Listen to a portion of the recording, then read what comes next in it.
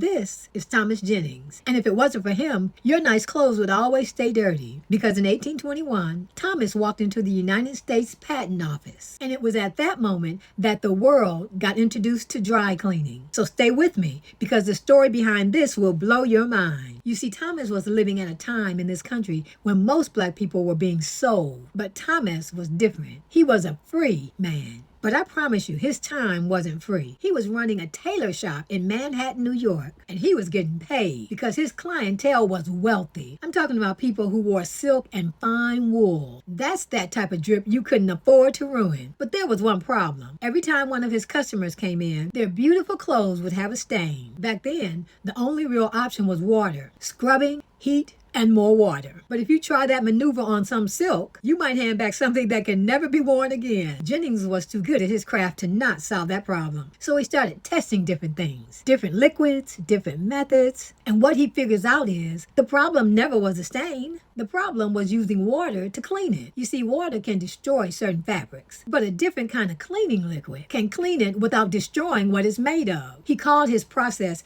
dry scouring, not because it was dry, but because it wasn't water. And it worked. Clients started trusting him with things they wouldn't take anywhere else. And here's where Jennings made a call most people in his position wouldn't. He thought, if somebody wants what I got, they're going to have to talk to my lawyer. So he took his invention straight to the patent office and filed. But this is in 1821, and the patent office is barely 30 years old. What that really means is the people who actually knew how to use patents were white and probably all connected. Thomas Jennings walked in as a free black man in a country that still legally classified most black people as property. He laid it all out, made his case, and they gave it to him. The first known United States patent granted to a foundational black American in a country where people who looked just like him were being sold. And here's where it gets crazy. But go ahead and like the video if you like it this far. You might be thinking, if Jennings was making the big bucks, what did he do with the money he was making from his business? Well, I'm glad you asked. This man bought his family out of slavery. His own family, who were enslaved. He bossed up and walked them all out as freedmen. The story doesn't stop there. In 1854, 33 years later after Thomas got that patent, his daughter was thrown off a New York City streetcar because she was black and she got in the wrong car. But Thomas and his daughter were not going for it. So she sued